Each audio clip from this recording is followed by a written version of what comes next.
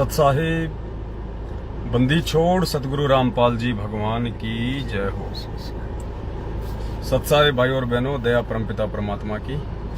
दास थोड़ा दिन में लाइव आया है, एक छोटा सा संदेश आप सभी भाई बहनों को देना है। जुड़ते वीडियो को थोड़ा शेयर कर दें।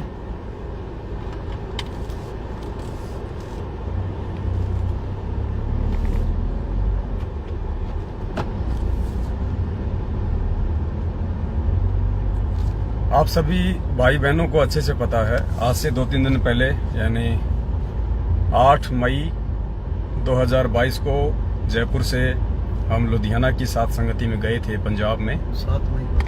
7 मई की सात संगति थी और रात्रि को वहाँ पे सात संगति थी।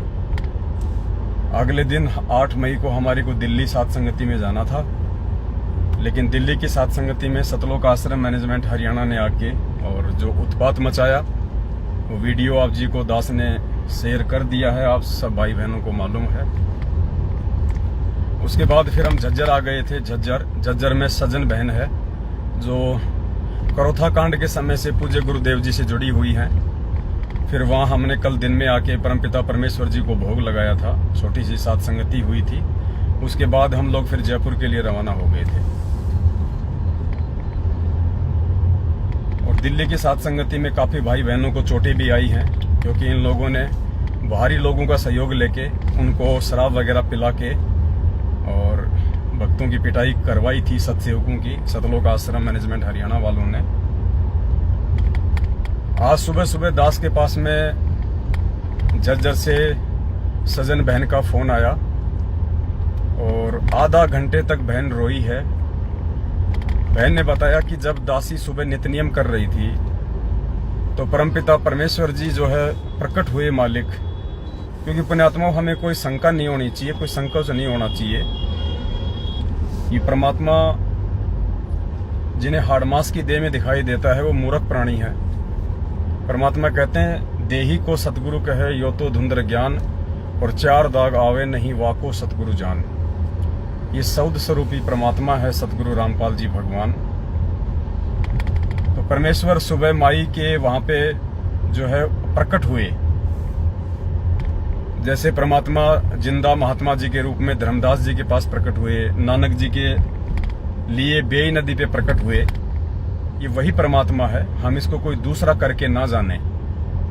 ये तो इसकी अपनी मौज है, अपनी मर्जी है कि ये क्या रूप धारण करता है, कौन से समय में, किस युग में, किस संत के रूप में आता है, क्योंकि ये अनंत कलाओं का भगवान है। ये कितने भी रूप बना सकता है। तो सजना माई ने बताया कि जब दासी सुबह सुबह नित्य-नियम कर रही थी तो सतगुरुदेव जी जो है प्रकट हुए और परमात्मा बहुत ही ज्यादा दुखी वाली स्थिति में थे। शारीरिक रूप से भी परमात्मा बहुत ज्यादा वीक, कमजोर।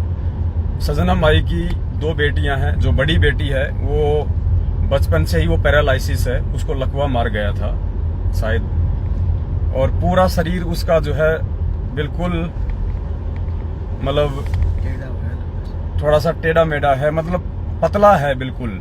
जैसे एक बच्चा होता है ना 5-6 साल का, उसके हाथ पैर कैसे होते हैं, ऐसा उस बहन का पूरा बॉडी है, बिल्कुल वो वीक है और उसको चला नहीं जाता है। माई ही उसको उठाती है, उसको बाथरूम तक लेके जाती है, उसके सारे काम करती है।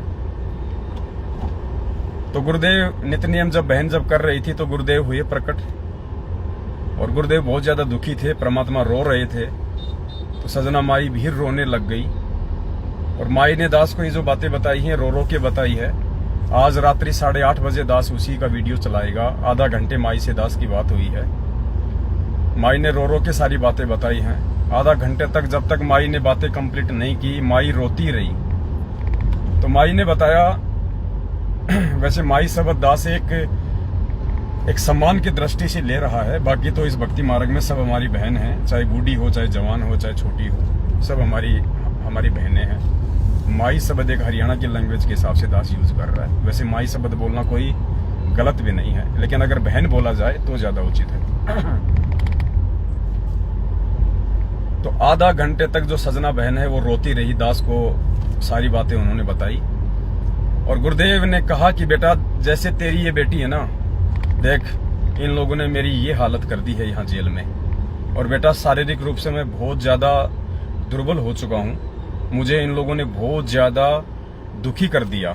मैनेजमेंट वालों के लिए कहा परमात्मा ने कि मुझे इन लोगों ने बेटा बहुत ज़्यादा दुखी कर दिया, मुझे परेशान कर दिया है। और रो रहे थे परमात्मा, साथ में माई भी रो रही थी। दोनों बाप बेटी जो है रोए जा रहे थे। तो सजना माई ने कहा कि गुरुजी हम क्या करें, परमात्मा आप ही सब कुछ करने वाले हो, आप ही सद्बुद्धि देने वाले हो। तो माई ने कहा कि बेटा, गुरुदेव ने कहा कि बेटा दास के पास में जो था वो मैंने इन लोगों को दे दिया है। मेरे पास केवल आशीर्वाद है, मेरे पास केवल भक्ति है, मेरे पास सच्चाई का मार्ग है जो मैंने सबको दिखा दिया है।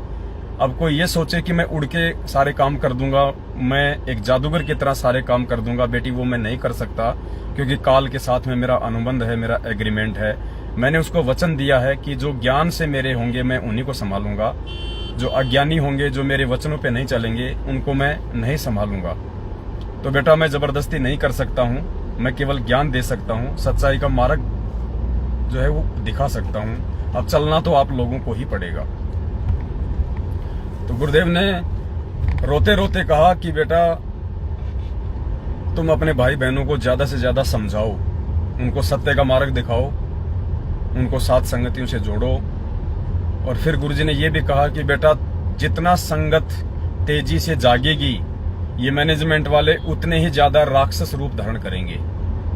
गुरुदेव ने कहा कि जितना संगत जागेगी उतना ही ज्यादा ये लोग राक्षस वाला रूप धारण करेंगे। तो बेटा तुम लोगों ने अपना बचाव भी रखना है। हालांकि परमात्मा जी ने कहा कि मेरा आशीर्वाद तुम सबके साथ में है, लेकिन फिर भी तुम लोगों ने अपना बचाव भी रखना है। तुम लोगों ने इस ज्ञान को जो है सभी बच्चों तक भी पहुंचाना है, इस मिशन को भी आगे लेके चलना है। और परमात्मा ने सजना बहन की जो बेटी थी उसकी तरफ इशारा करते हुए, उसके पैरों की तरफ इशारा करते हुए कहा कि बेटा मेरी हालत जेल में आज ऐसी हो रही है जैसे ये तेरी बेटी है। बेटा मेरे से ढंग से उठा भी नहीं जाता है, मेरे से ढंग से उठा भी नहीं जाता है। इन लोगों ने मेरी वो हालत करवा दी। पुण्यात्मा परमात्मा समर्थ है, सारी सृष्टि का रचनहार है। ये कोटि को काया, निर्धन को माया देने वाला है। लेकिन जब ये परमात्मा संत रूप में इस धरती पे प्रकट होते हैं, संत रूप में परमात्मा जब धरती पे आता है तो कुछ नियम होती हैं, कुछ मर्यादा होती हैं। परमात्मा उन नियम मर्यादाओं को स्वयं भी नहीं तोड़ता है। तो उस हिसाब से आज परमेश्वर की शारीरिक रूप से जो स्थिति है वो परमात्मा ने बताई कि बेटा तेरी जो ये बेटी है ना, आज इसके जैसी मेरी हालत हो रही है हिसार जेल में। और मालिक रोए जा रहे थे। और गुरुजी ने कहा कि बेटा विनाश का समय बहुत नजदीक है। मैं यही सोच सोच के मैं दुखी हो रहा हूं, मैं जो है परेशान हो रहा हूं। ये विनाश का जो समय है ये बहुत ज्यादा नजदीक है। और उस विनाश के समय में इन लोगों के साथ में जो गुजरेगी, उस समय बेटा मैं ही दुखी होऊंगा, उस समय भी मैं ही रोऊंगा। मैं आज भी रो रहा हूं क्योंकि इतना समझा रहा हूं, लेकिन फिर भी ये लोग समझ नहीं पा रहे। और कल को जब वो विनाश का समय आएगा, उस समय इनकी जो दुर्गति होगी, उस समय भी बेटा मुझे ही रोना पड़ेगा इनके लिए। और मैं क्या करूं, ये भी मेरे ही अपने हैं। गुरुदेव ने कहा कि ये मैनेजमेंट वाले भी मेरे ही जो है बेटा बेटी हैं, लेकिन मैं क्या कर सकता हूं, मैं समझा सकता हूं। और ये मान नहीं रहे।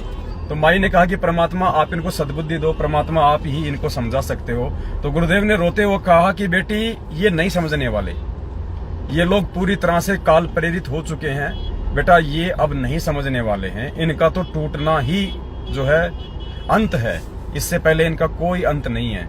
इनके अंदर समझने की कोई जो है गुंजाइश नहीं है। तो माई ने कहा कि परमेश्वर फिर हम क्या कर सकते हैं मालिक, हमसे जो बन रहा था, हम जो कर सकते हैं परमात्मा वो हम कर रहे हैं। हम साथ संगतियां रखवा रहे हैं, हम जा के भाई बहनों को समझा रहे हैं। तो गुरुदेव ने कहा कि बेटा मैं इसलिए रहा हूं कि मेरे भक्तों के ऊपर जो मार पड़ती है ना, वो मेरे भक्तों पे नहीं पड़ती। गुरुजी ने माई को कहा कि बेटा वो मार मुझे लग रही है, वो चोटें बेटा मुझे लग रही है यहाँ पे हिसार जेल में।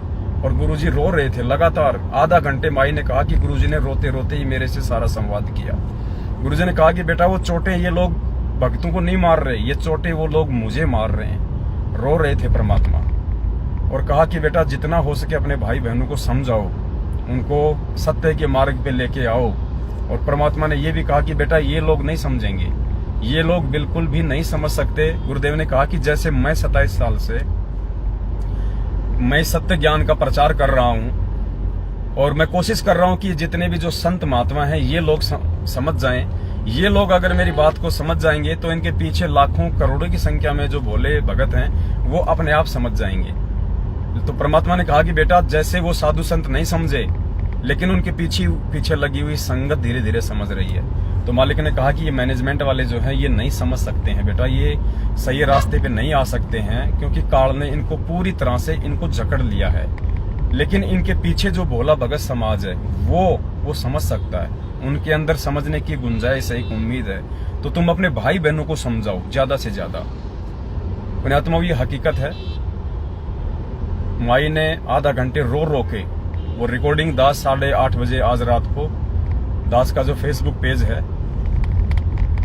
पवन दास इज लाइव, उसके पास रात को उस पे लाइव चलेगा।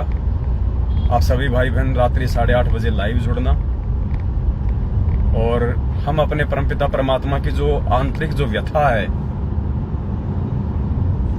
उसको हम समझें।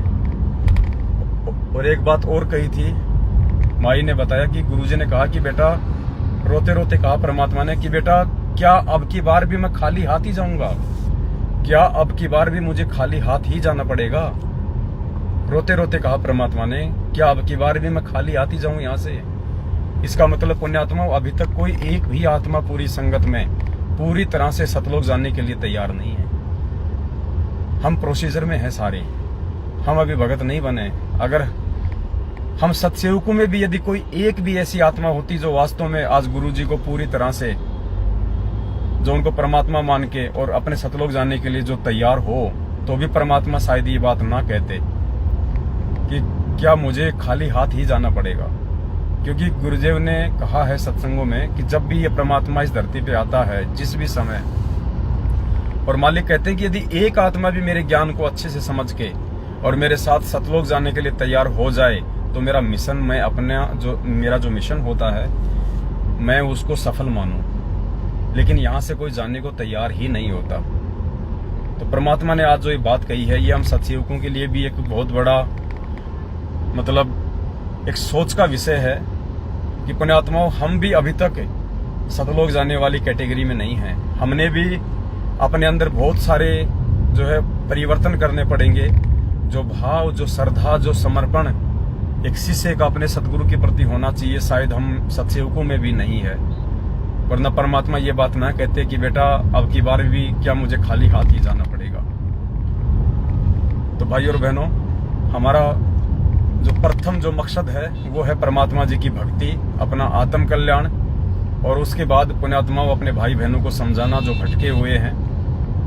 तो हम कोशिश करें सभी भगत भाई बहन ज्यादा से ज्यादा भाई बहनों तक ये वीडियो हम पहुंचाएं, उनको सच्चाई से हम रूबरू करवाएं। और परमेश्वर को जो एक पक्ष है संगत का मैनेजमेंट, उन्होंने तो मालिक को दुखी किया ही किया है, उनको परेशान किया ही किया है। लेकिन पुण्यात्माओं कम से कम आप और हम सत्सेवक एक उम्मीद है उस परमपिता परमात्मा की, हम एक ज्योत हैं उस परमपिता परमेश्वर के लिए। वो परमात्मा ये समझते हैं कि भाई है कुछ आत्माएं जो मेरे साथ में सतलोक जाने के लिए तैयार हैं।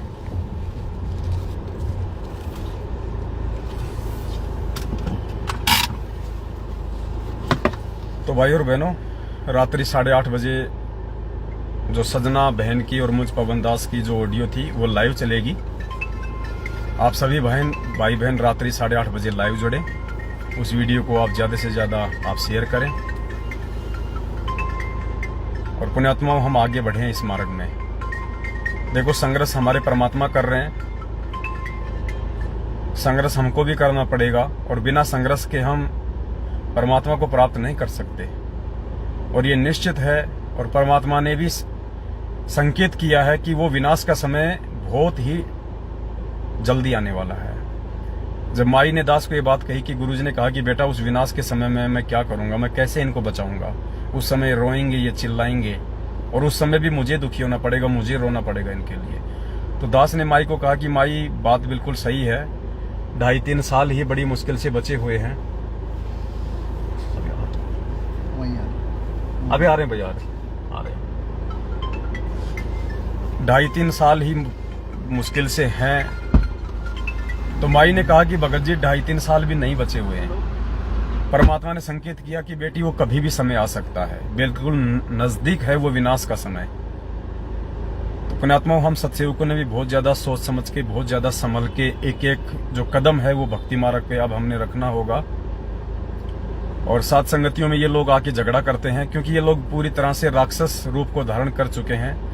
गुरुदेव ने भी स्पष्ट कह दिया उस माई को कि बेटा ये राक्षस बन चुके हैं और जितना साथ संगतियां आगे बढ़ेंगी उतना ही ये लोग ज्यादा राक्षस रूप धारण करेंगे, क्योंकि इनके सिर पे काल बैठा है। वो इस सत्य धर्म के मार्ग को इतनी आसानी से आगे नहीं बढ़ने देगा। तो पुण्यात्माओं, संकेत परमात्मा ने किया है तो समाधान भी परमात्मा कोई न कोई देते हैं। तो दास की आप सभी भाई बहनों से विनती है, साथ संगतियों की जहां जहां के पोस्टर आने वाली साथ संगतियों के जो पड़े हैं वो तो ठीक है, उसके अलावा साथ संगतियों का कोई भी पोस्टर या कोई भी पैम्पलेट या कोई भी स्क्रीनशॉट या कोई भी मैसेज हम लोग फेसबुक पे या व्हाट्सएप पे वायरल ना करें। आप जितने भी भगत भाई बहन हैं सब अपने अपने घर पे सतगुरुदेव जी को भोग लगाओ, परमात्मा को। और आपको जब भी इच्छा हो परमात्मा की कोई चर्चा करने की, भाई बहनों को अपने घर बुलाने की, तो आप अपने संपर्क वाले जो भगत भाई बहन है 10, 20, 15, 50 जो आपके आसपास के हैं, आप उनको फोन पे संपर्क करो और एक डेट आप जी फिक्स कर लो परमात्मा जी को भोग लगाने की। उस डेट को आप उन भाई बहनों को आप जी बुलाओ और अपने घर पे गुरुदेव को भोग लगाओ। तो ना तो इन लोगों को मालूम पड़ेगा और किसी प्रकार का जो विघ्न है, जो बाधा है, वो भी नहीं पड़ेगी।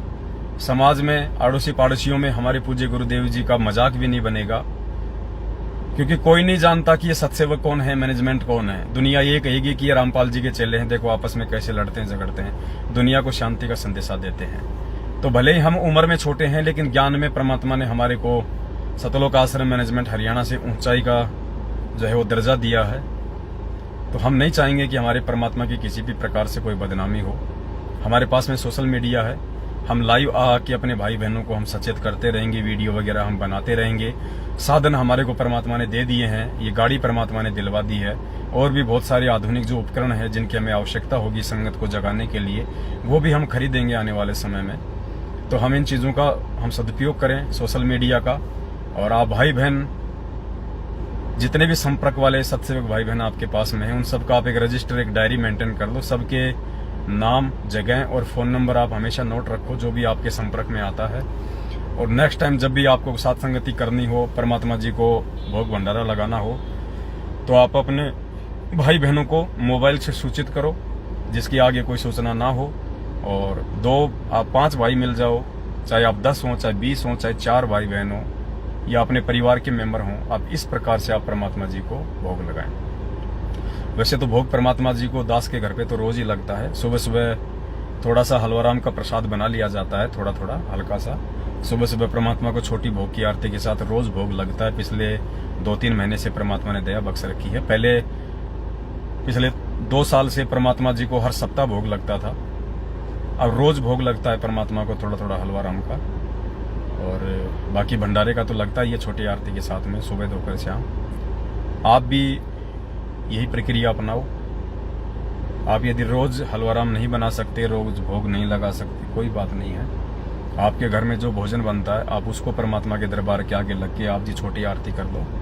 और हलवाराम जैसे आपने सप्ताह में बना लिया या 15 दिन में आपने हलवाराम का भोग लगाया, तो आप जी बड़ी आरती के साथ अपने घर पे परमात्मा जी का हलवाराम के साथ भोग लगाओ। और साथ संगतियाँ आपके जो संपर्क वाले भाई बहन हैं 10-5, आप उनको बुलाओ, शाम के टाइम पे बुलाओ आप उनको कि भाई शाम को आ जाओ। और शाम को मालिक को भोग लगा के फिर रात्रि में अपनी साथ संगति करो 12-1 बजे तक, उसके बाद अपना आराम करो। तो फिलहाल तो हमारे को यही प्रोसीजर अपनानी पड़ेगी। इससे साथ संगतियाँ भी तेजी से आगे बढ़ेंगी।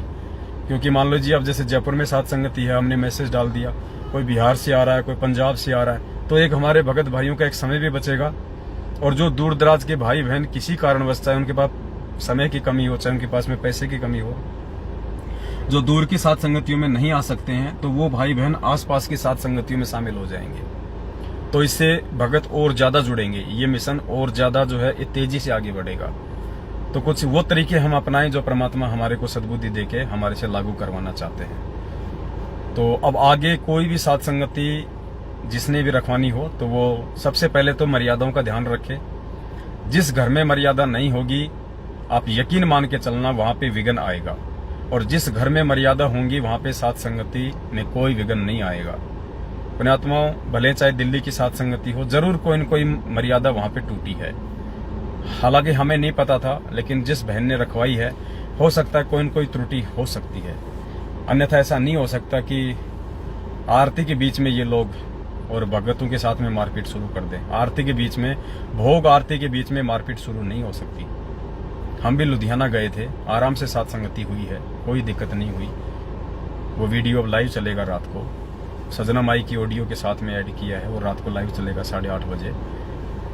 तो जो भी भाई बहन साथ संगति रखवाए, वो पहले अपना आकलन कर ले, कहीं परमात्मा का उल्टा दोषी ना हो जाए। अब दूर दराज से दिल्ली में भाई बहन आए, उनको कितनी असुविधा हुई, रात्रि में उनको अपने घर पे जाना पड़ा, मार पड़ी बेचारों को। अब बताओ, एक व्यक्ति की गलती भुगतना पड़ रहा है सभी को। तो जिसके घर पे साथ संगति होती है, ये कोई मजाक नहीं है, कोई खिलौना नहीं है, ये कोई जरूरी नहीं है, कोई कंपलसरी नहीं है कि हम साथ संगति नहीं रखवाएंगे तो हमारा मोक्ष नहीं होगा। मोक्ष का साथ संगतियों से कोई लेना देना नहीं है। मोक्ष का लेना देना है मर्यादा से और भक्ति से।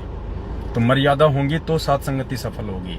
हर कोई आदमी जल्दबाजी ना किया करो कि मेरे घर पे साथ संगति, मेरे घर पे साथ संगति। साथ संगति से हम कोई महात्मा गांधी नहीं बनने वाले। महात्मा गांधी बनेंगे अच्छे विचारों से, अच्छी सोच से, अच्छे आचरण से, अच्छे व्यक्तित्व से। तो उन चीजों को पहले हम अपने ऊपर पूर्णतया लागू करें। हमारी एक ही गलती की सजा यदि मालिक के सैकड़ों बच्चों को भुगतनी पड़ती है, तो पुण्यात्माओं, हम वहां पे लाभ के बजाय हानि उठाते हैं। हम परमात्मा की नजरों में और ज्यादा दोषी हो जाते हैं, क्योंकि मना परमात्मा किसी को करेगा नहीं। चाहे कोई शराबी व्यक्ति साथ संगति कराओ, परमात्मा हाथ थोड़ी पकड़ेगा आके कि तू शराब पीता है, तू साथ संगति नहीं करवा सकता। लेकिन उसके बाद जो परिणाम भोगने पड़ेंगे वो टेढ़ी खीर है। तो आगे से सभी भाई बहन ध्यान रखें, साथ संगतियों के लिए जल्दबाजी ना करें। और यदि आपने करनी है तो आप अपने पर्सनल लेवल पे अपने आसपास के भगत भाई बहनों को सूचित करें फोन करके, और फिर उनको अपने घर पे बुलाएं और एक दिन की साथ संगति आप रखें, नाइट में या दिन में, जैसे भी आपको परमात्मा प्रेरणा करें। दिन में रखिए या रात को रखिए, क्योंकि अगर बड़ी साथ संगति है तो रात में रखना उचित है। तो अभी फिलहाल हम लोग ऐसा करेंगे तो मालिक के मार्ग में थोड़ा हम और आगे बढ़ेंगे। और क्योंकि भले ही ये लोग आके हमें दुखी करते हैं, परेशान करते हैं, तो इनके भी जो और ज्यादा जो कर्म है, क्योंकि वैसे तो इनके बिगड़े हुए हैं कर्म, लेकिन हम इनको मौका ना दें इनके और ज्यादा जो है वो कर्म बिगाड़ने के लिए। क्योंकि हम ओपन साथ संगति करेंगे तो ये लोग आएंगे। अब आप जानते हो कि जो पुलिस प्रशासन है वो क्या है, आप सब जानते हैं अच्छे से। पुलिस प्रशासन कोई नियम मर्यादा नहीं है यहाँ किसी की, ये काल भगवान का लोक है। निरंजन धन तेरा दरबार, यहाँ तनिक न न्याय विचार, झूठों को तो साचा बतावे, सांचों का एतबार। तो यहाँ पे कोई मान मर्यादा नहीं है, ये काल का लोक है। यहाँ पे आप किसी को भी 5-10 हजार रुपए दो और आपकी झूठ को साच और साच को झूठ में चेंज कर देंगे। तो भाई बहन कह रहे थे जो दिल्ली साथ संगति में गए थे कि पुलिस वाले भी शराब पी के आए थे, और पुलिस वाले भी भाई बहनों की पिटाई कर रहे थे। पुण्यात्माओं, यहाँ पैसा दे के किसी से कुछ भी करवाया जा सकता है, आप अच्छे से जानते हैं। यहाँ कोई राजा हरिश्चंद्र नहीं है। तो हम इनके और ज्यादा कर्म बिगड़े, इससे अच्छा है कि हम लोग अपने घर पे साथ संगति करें। थोड़े बहुत भाई बहनों को हम इकट्ठा करके हम साथ संगति करें। और बाकी दास प्रयास कर रहा है परमात्मा जी के आशीर्वाद से। अगले 2-3 दिनों में एक डिजिटल बोर्ड हम ले आएंगे, 2.5-3 लाख रुपए का आएगा। 75 इंच का है, जैसे LCD आती है ऐसे 75 इंचेज का 2.5 लाख के आसपास का आएगा। तो जैसे ऑनलाइन जो कोचिंग देते हैं, जो ऑनलाइन जो क्लासेज चलती हैं, उस प्रकार से परमात्मा के दया से फिर हम लाइव आया करेंगे। और छोटी छोटी बातों को गुरुदेव के आशीर्वाद से हम समझने का प्रयास करेंगे सभी भाई बहन। देखो, यहाँ कोई किसी का टीचर नहीं है, यहाँ कोई किसी का मॉनिटर नहीं है। हम परमेश्वर के बच्चे हैं, हमने समझना है, हमने सीखना है, और उसके लिए हम कोई भी रास्ता अपनाएंगे। ये सोशल मीडिया, ये आधुनिक उपकरण, ये टीवी, मोबाइल, ये डिजिटल बोर्ड, ये परमात्मा ने सिर्फ और सिर्फ इस ज्ञान को समझने के लिए, इस ज्ञान को ऊंचाई तक ले जाने के लिए दिया है परमात्मा ने। तो हम इनका उपयोग करेंगे, परमात्मा हमसे ही इनका सदुपयोग करवाएगा। बाकी जो दुनिया है केवल अपने व्यापार के लिए, अपने बिजनेस के लिए और अपने स्वार्थ के लिए इन चीजों का उपयोग कर रही है। अब परमात्मा अपने बच्चों के अंदर सत्प्रेरणा करके इन चीजों का सदुपयोग करवाएंगे। तो मालिक की दया होगी अब आगे। और दास लाइव आया करेगा, लाइव आने से पहले आपको मैसेज डाल दिया करेगा दास। और हम छोटी छोटी बातों को, छोटे छोटे पॉइंटों को अब हम समझने का प्रयास करेंगे हम पूरा, ताकि हमारे जो भगत भाई बहन है वो किसी भी पॉइंट को लेके किसी भी मोड़ पे वो मार ना खाएं। वैसे तो इन्होंने खूब कोशिश की थी दिल्ली सात संगति में भक्तों को तोड़ने की। उनको बैठा के उनको बता रहे थे कि देखो मेरे पास में गुरुजी का एक कोई गिरीश कोई वकील है, वो एक माई को कह रहा था कि मैं गुरुजी का वकील हूँ, गुरुजी ने मेरे को देखो एक कॉपीराइट दे रखा है, कॉपीराइट दे रखा है। माई ने कहा रे भगवान का भी कोई कॉपीराइट होता है क्या? नालायक हो तुम, क्या बोल रहे हो? तो कहीं का वकील है तू क्या बोल रहा है तू? भगवान का भी कोई कॉपीराइट होता है क्या? तो ये मूर्ख आदमी है पुण्यात्माओं, और मूर्खों से उलझा नहीं जाता है, मूर्खों से दूरी बना के रखनी पड़ती है। किसी महापुरुष ने कहा है कि मूर्ख का जवाब होता है मौन, साइलेंट। मूर्ख को जवाब नहीं दिया जाता, क्योंकि मूर्ख है तो समझेगा क्या, चाहे आप उसको कोई बात समझाओ। तो मूर्ख का जवाब होता है मौन, चुपचाप, साइलेंट, चुप रहो, बस मूर्ख का यही जवाब है, ताकि वो अपना बक बक करके चुप रह जाएगा। तो बाकी दास साहब भाई बहनों को बीच बीच में लाइव आके समझाता रहेगा, बताता रहेगा। और परमात्मा ने जो सजन बहन से जो बातें कही, हो सकता है दास आपको सारी बातें अच्छे से नहीं बता पाया।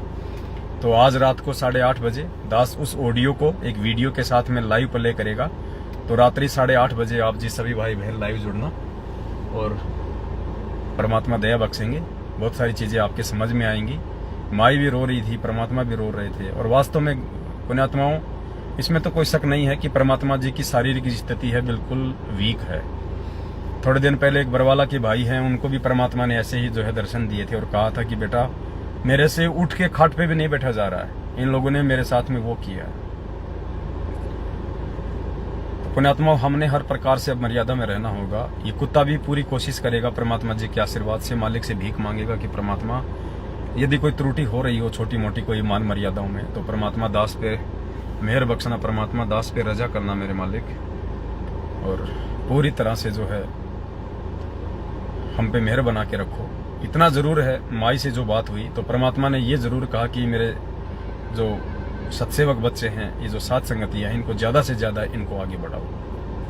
और मैनेजमेंट के बारे में गुरुजी ने स्पष्ट कह दिया कि बेटा ये राक्षस हैं, ये नहीं समझेंगे, और तुम सत्सेवक जितना आगे बढ़ोगे उतना ही ये लोग राक्षस रूप धारण करेंगे। फिर माई को एक बात और कही थी गुरुजी ने, क्योंकि बीच बीच में दास को याद आ रही है।